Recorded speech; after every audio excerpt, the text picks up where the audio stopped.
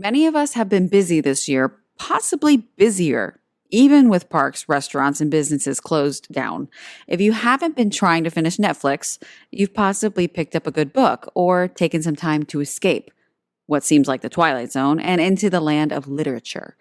Cicero said, "A room without books is like a body without a soul." I, for one, am admittedly not an avid reader, and I can honestly say I feel like I'm missing out on something. As part of our Wills and Ways series, Brittany and I dig deeper this episode of Path and Posture, and we explore how art and literature add value to survival. If you haven't heard or seen a prime example of bookish art, then you're going to love the story of SweetSequels. Brilliant executions of paint, ink, and a little magic bring stories to life in a unique and one-of-a-kind hand-painted work of art. Miss Haleigh DeRocher, owner and creator of SweetSequels, is here now with us to talk about her journey as a mom and a business owner and how she's helping to add hope and a little bit of color to this season of survival.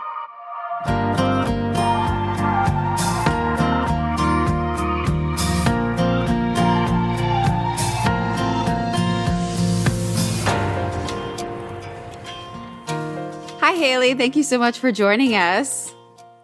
Hi. So you started SweetSequels how long ago? I started in 2013. Okay. After I graduated from college. I was looking at your website today, and it's just incredible. Is there a huge market for bookish art, or would you say, very unique? There is a market for bookish art for sure. I've never seen anything like yours, though. Yeah, I haven't either. Yeah, it's incredible. When it comes to starting a project from start to finish, talk us through real quick what that process looks like, and what kind of medium you use with your paints and your inspirations. You're so artistic. Explain how this is possible to me. So, I'm obviously inspired by books. So a lot of times I'll read a book knowing that I want to create art from it. Mm-hmm. So I will pick out quotes and different scenes and stuff that I want to make art for while I'm reading. And then when I'm done with the book, I'll sit down to paint, and I'll sometimes put the movie on if there's a movie for the book. And then I will just start painting and see what happens. And I use acrylic paint and India ink. And when I sit down to paint, it's like I can do it for hours, and it's the only thing I can sit down and do and not get distracted from. And it's very it brings me peace, and it's almost like I don't even know what I'm doing. I just do it. And I paint and paint and paint. That's amazing. That and also amazing that you don't get distracted while you're doing it. So you're also a mother. Yes. How do you find time to run your own business? And how many children do you have? Where are you on that front? So I have 3 children, one on the way. Oh, congratulations. And I do pretty much all of my work at night after they go to bed. So I stay up late. And, that's what I do. Yeah. Sometimes work on the weekends when I can. Yeah. Home, but it's mostly night working. Do you have, so I'm not distracted. Yes, exactly. And your husband is very supportive, and has he helped you a lot on this journey of your own business? Yeah, that's incredible. That's awesome. For sure.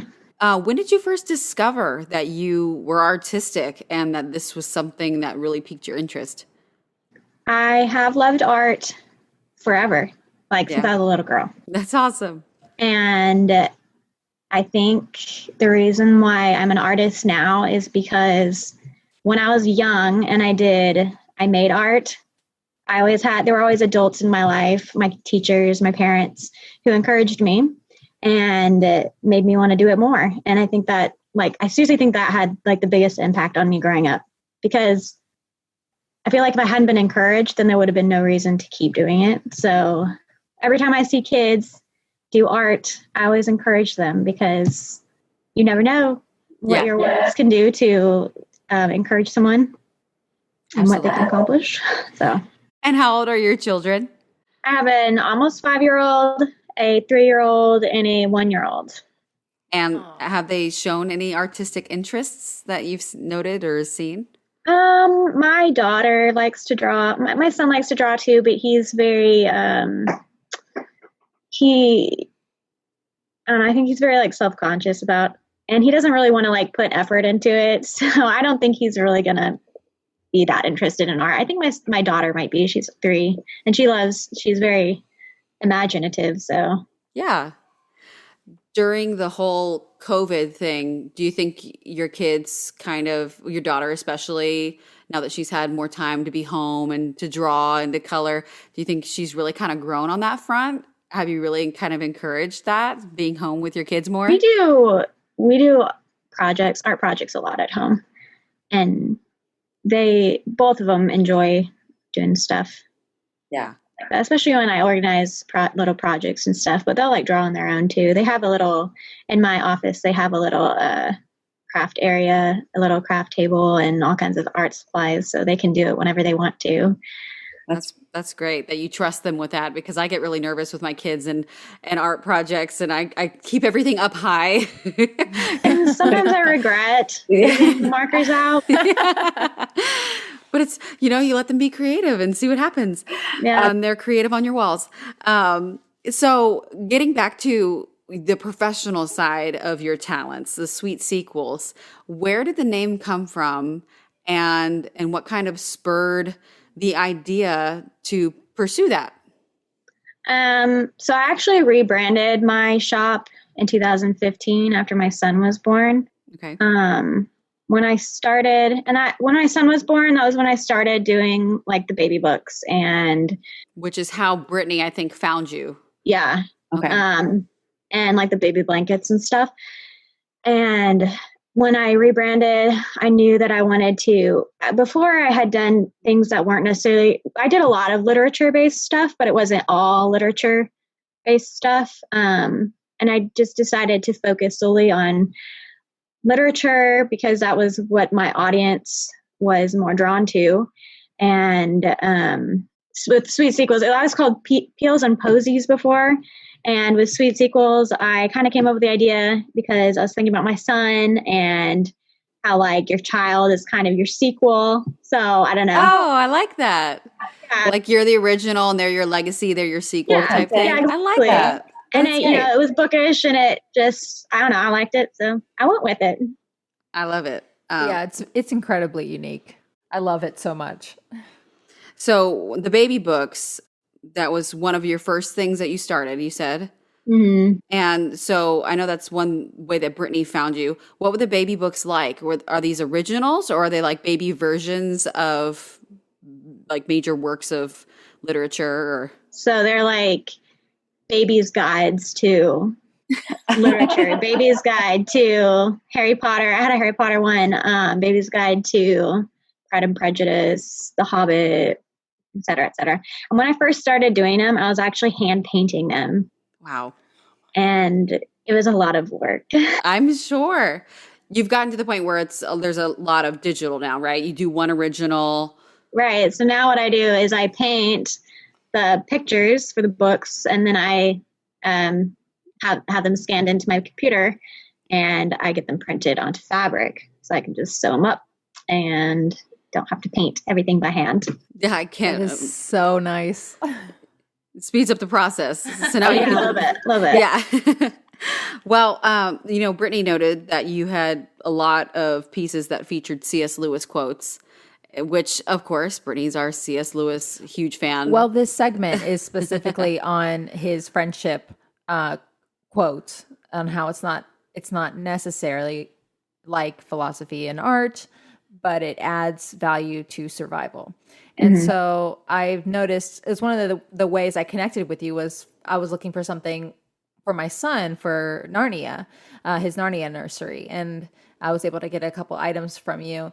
But yeah, so that's this segment is wills and ways, and how during COVID, all of these things that we don't think necessary have been valuable to our survival. Mm-hmm. Things, dance, art, literature, things that exactly like you said, you don't think they're necessary, but they've really given us a reason or a hope as we've been stranded through this whole thing. But with C.S. Lewis, would you say that he's been one of your major influences, or where do you find a lot of your major influences?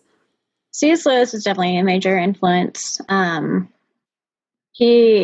His books are so poignant, and his writing, I think what I admire about him most is that he was a great philosophical thinker, and his faith shows through even in his children's works like Narnia.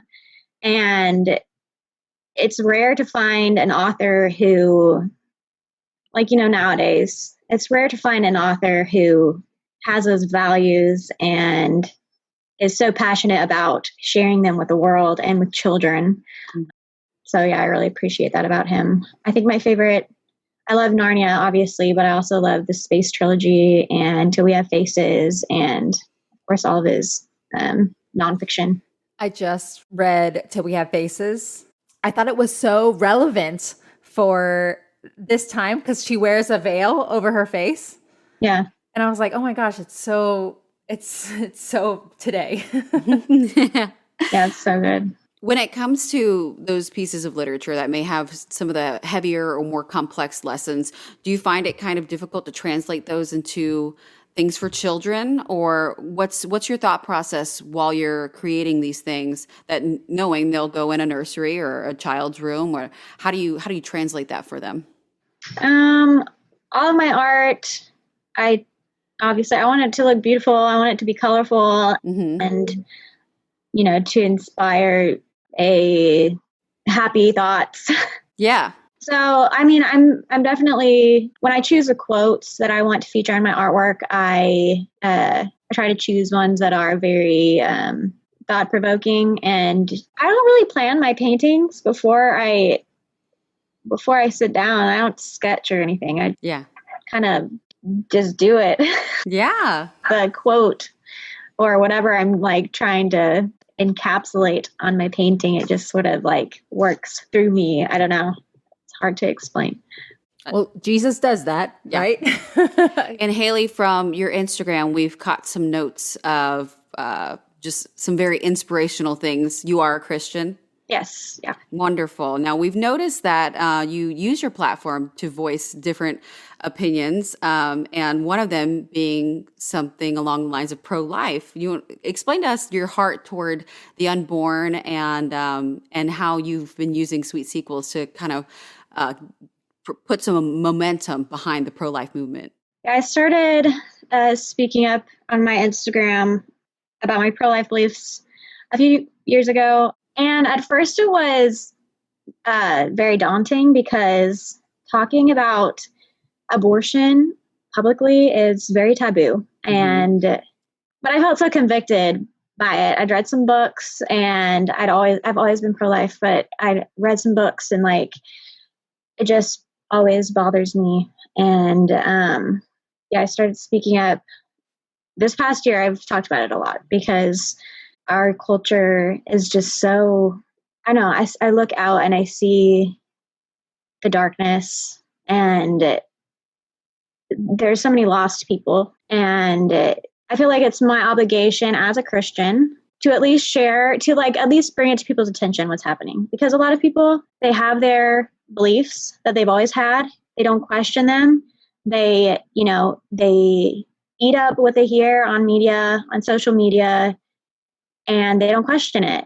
And there's so many lies about abortion that are fed to women and men. And I just can't, in good faith, have a platform of so many people and not talk about it.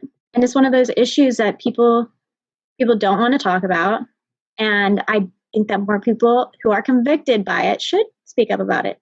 Absolutely. And what would you say was the turning point for you? Because that's a step of courage. What would you say to someone who's got a platform and they're thinking about, or they have a conviction to speak out, but they're afraid to? What was the turning point for you, and how could that help them? I don't know that there was an actual turning point necessarily, but just that I felt like it was time, to just say something. And each time you share, it gets easier. The first time it's like, I don't know if I should say this. I don't want to like step on people's toes. I don't want to, ruffle people's feathers, or, you want to keep the peace with your following. You don't want to lose followers. But at this point, I don't even care if I lose followers. I just want to get the message out. I just want to say what I need to say, and people have heard it and they can digest it. Maybe they'll unfollow me, but they read it, and maybe a few years from now they'll remember it, and something else will spark that the memory of what I said, and maybe they'll change their mind. So I guess my advice to somebody who's thinking about speaking up about it is just do it, because you have nothing to lose, because followers don't matter. People are going to call you mean names, and they're probably going to send you hate messages, but it doesn't matter, because you're doing what's right. And it needs to be talked about more often. If anything's going to change, then people need to start speaking up about it, because the reason why 52% of Americans are pro-abortion or pro-choice is because, I think, is because a lot of people don't even know what it is, what it means, and what an abortion procedure is. So what needs to happen is people need to talk about it more. That's great. And we applaud you for your courage and your boldness and faith, and just trusting the Lord to sustain you, sustain your business, sustain these children that are, in jeopardy. And it's wonderful and refreshing to see something against the grain, something against the culture be put out in the light. And this day and age, it seems that if there's an opposing viewpoint, people more so want it to be silenced.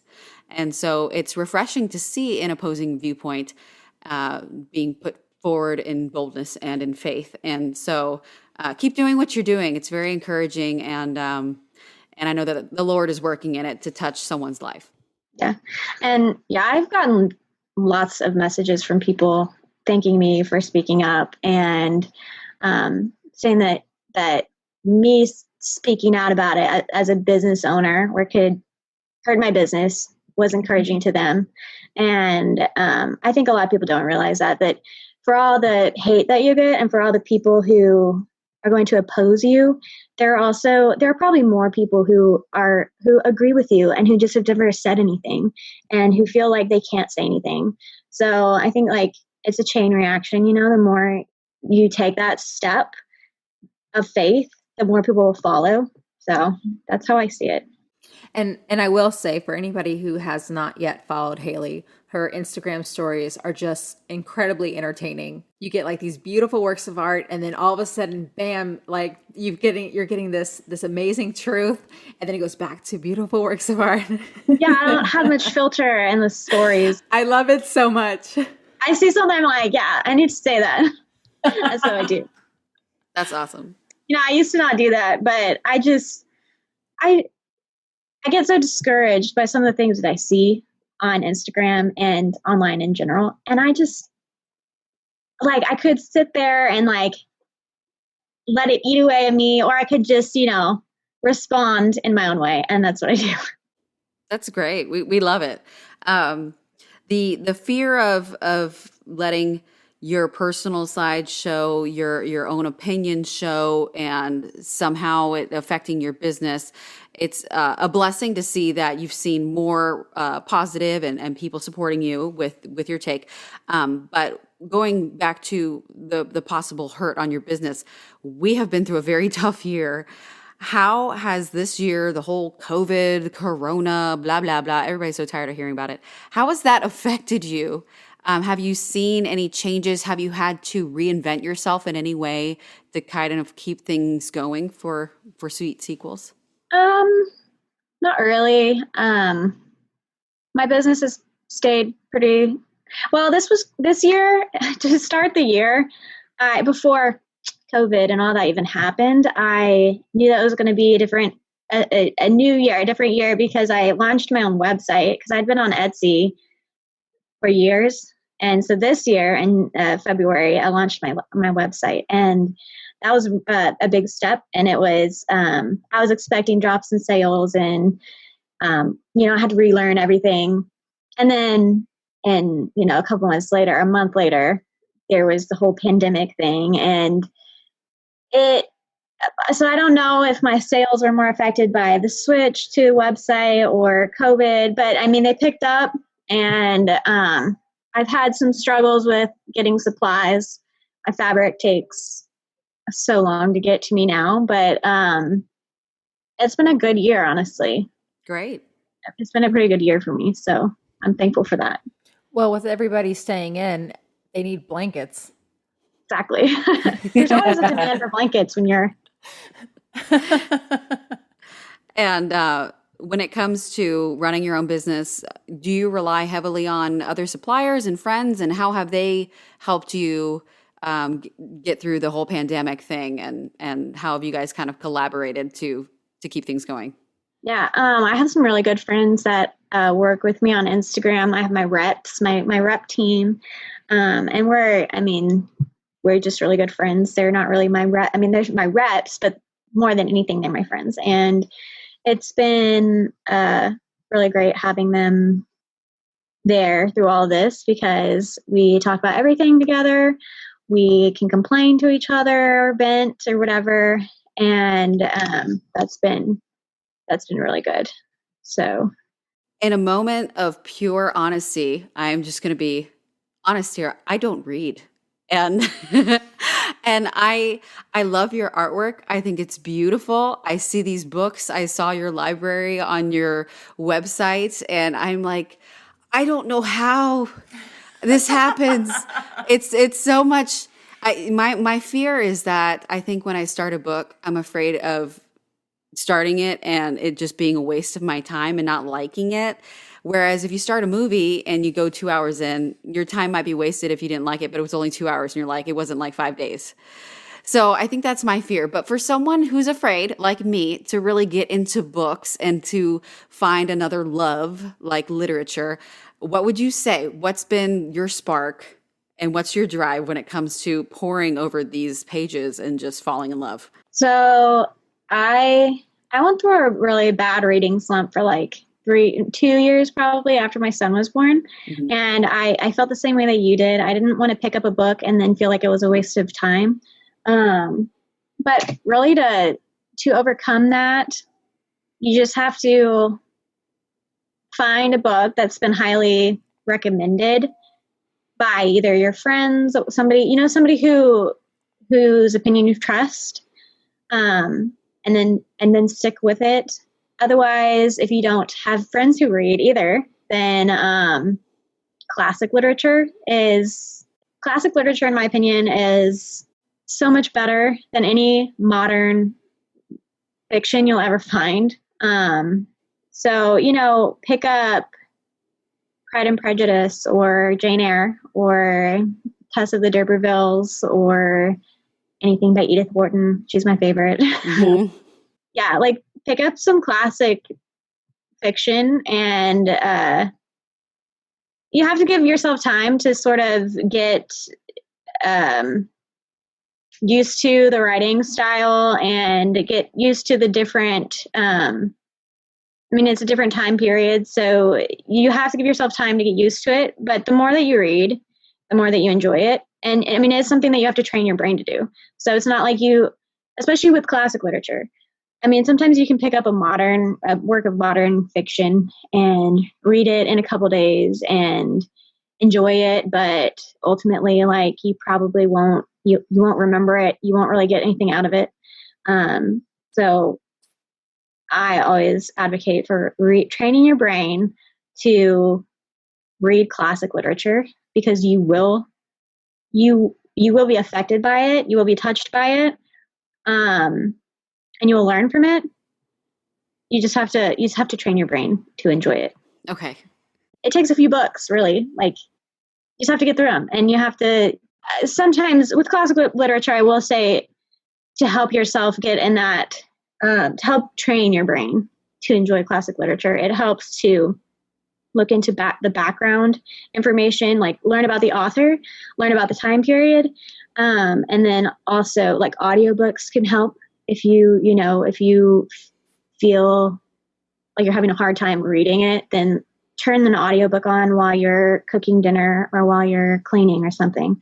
And then another thing that is helpful, especially like reading Dickens for me, is to watch the adaptation, the movie or TV adaptation while you're reading. Sometimes I'll like when I was reading earlier this year, I read a lot of Dickens, and I never read Dickens before. So I read Little Dorrit, which was super long, and Bleak House, both of those super long. And so I would read, a few chapters or whatever, and then I would watch the episode that covered those chapters. And so I would be reading it, and then I'd be getting extra context by watching the corresponding episodes for those books. And that helped me enjoy those books a lot. So Miriah is a Poldark fan. Yes. Poldark. The books are good. I read the first two. So is the show. Well, I read the books and then I watched the show. Yeah, it's amazing. Books are better. You get more context into Ross Poldark's life. I actually put the books on like my Christmas wish last year, Brittany. I didn't see that. Yeah, they were on there. She definitely needs audio, the audio. Well, because the series on BBC or whatever, it ended too early. And so I'm like, okay, I need to know what else happened. So I put like the last few Poldark books on my Christmas list. There are a ton of books in that series. I think I had the first 6. I think there are 12. Yeah. But he wrote them, like the first book. I don't remember the exact dates, but I think he wrote the first book in the 50s or the 30s or something, 40s. I think it was the 50s, Ross Poldark. And then the last one, he wrote a year before he died, and it was like in 2014 or something. Wow. So he spent like over 50 years writing this series. That's incredible. Oh my God. There were several points at which he was like, okay, I'm done. And then his fans, convinced him to keep writing. Yeah, no, it's great. What's been one of the more unique things that someone has asked you to illustrate or create for them? I've asked her to illustrate the Inklings for years. I still need to do that. And I still want to do that. I don't know why I haven't. It's coming. Haleigh, we're looking at your studio behind you. What are some of the things that you have in the works coming up later this year? Or what do you have kind of churning in your brain that you think is going to come to fruition here soon? So I recently launched my newest illustrated book, Pride and Prejudice, Nice. which is available now for pre-order. And then I also am planning on doing more illustrated books. I'll have at least 1 and hopefully 2 more before the end of the year. One of them might be Christmas themed. One of them was winter themed. And then I also recently launched a book planner, a reading planner.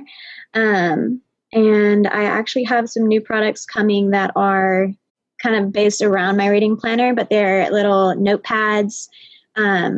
So they're notepads that have book reviews on them, but they're little, so you can tear off. You can write down your book review as you're reading your book, and you can tear it off and like stick it in your book when you're done reading. So that way, if you come back to the book later, you know what your review was. And I also have some new mugs coming and some other fun stuff.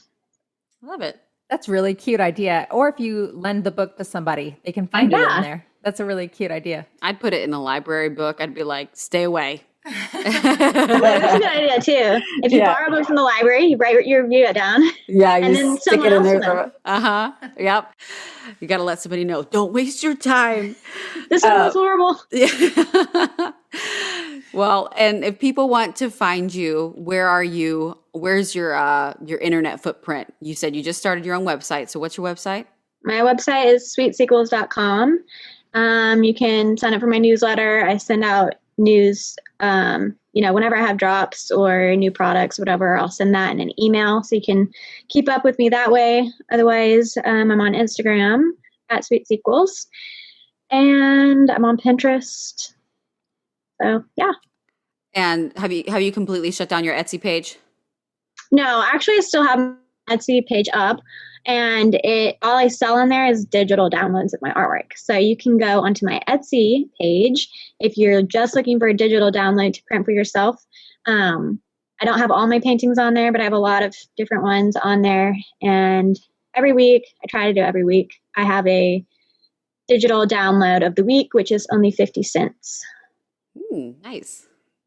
Well, thank you so much for joining us on this podcast and just for sharing with us your talents, your vision, how the Lord's using you with your platform for life. And it's been very inspirational talking with you. And I feel like I'm going to pick up a book here soon. I'll take some of your recommendations. But yeah, we hope our listeners really just were inspired by you as well, and hope that maybe you get some orders here soon for finishing out this year for your Pride and Prejudice as well. And just God bless you, and thank you so much for everything you're doing for the kingdom and just expressing your arts and your talents and your abilities. Well, thanks for having me. Our 4-part Wills and Ways series is centered around the struggles that many of us have felt through isolation and the pandemic. But thank God, where there's a will, there's a way. Touching back to our inspiration for this series, a few words from C.S. Lewis. Lewis writes, "Friendship is unnecessary, like philosophy, like art, like the universe itself, for God did not need to create. It has no survival value. Rather, it's one of those things which give value to survival." If you're a book lover and you want the world to know it, or you just want to find the next novel to dive into, head over to SweetSequels.com for some talented, one-of-a-kind bookish art. You'll not only find words of art transformed into works of art, but we hope that you also gain insight into how literature can add value to this pandemic and this season of survival. J.K. Rowling said that if you don't like to read, you haven't found the right book, which means that some of us, myself included, have some book searching or soul searching to do.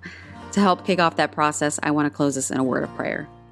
Father God, we thank you so much for just the inspiration that we can find in literature. We thank you for art and the expression that we can do with that, with the paints and colors, and just bring works of art and words of literature to life. And we just thank you so much for SweetSequels and for Haleigh and her passion and for sharing that with us, her passion for art, for literature, and for her family. We pray that you would bless her business and bless her family. And we just thank you for her sweetheart and her love for you and her passion just for works of literature and just creating beauty in a world that hasn't necessarily seen what she's seen in these books that she's read, but she wants to show everyone. And we just thank you for the creativity that you've blessed her with. And we ask God that if we don't have passions in these areas, if we're just not sure of how to explore art and literature, that you would just lead us and guide us and give us a spirit of adventure to dive into something new, to try something new, and to be fearless and hopefully find something that just kind of fits our likes and helps us to learn more about ourselves and more about you and more about just the people that you've created to be beautiful in these unique forms when it comes to literature, when it comes to painting. And we just thank you so much for giving us that spirit of creativity and that spirit of boldness to go forward and try new things. And we pray all these things in the name of Jesus. Amen.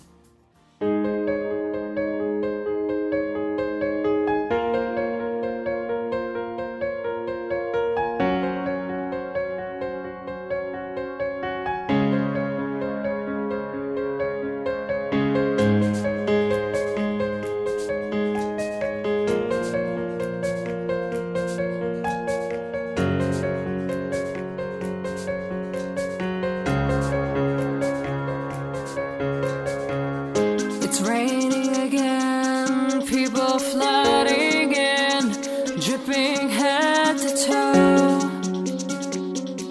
ready to begin. Introductions made, hello, I'm so and so. Who are you today?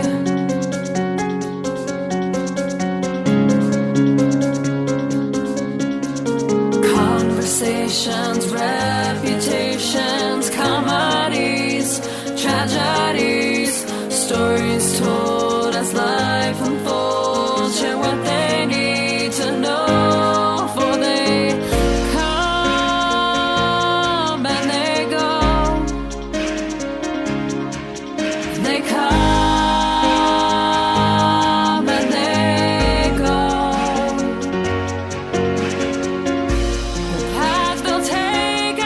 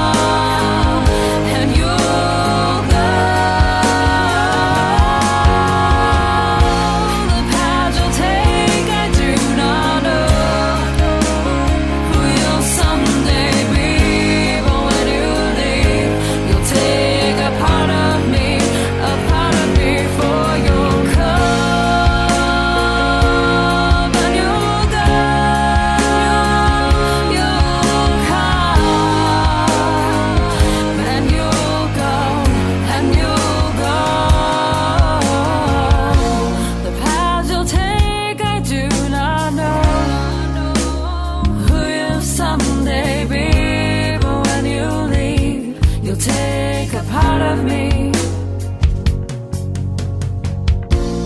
Paths you'll take, I do not know who you'll someday be, but when you leave, you'll take a part of me.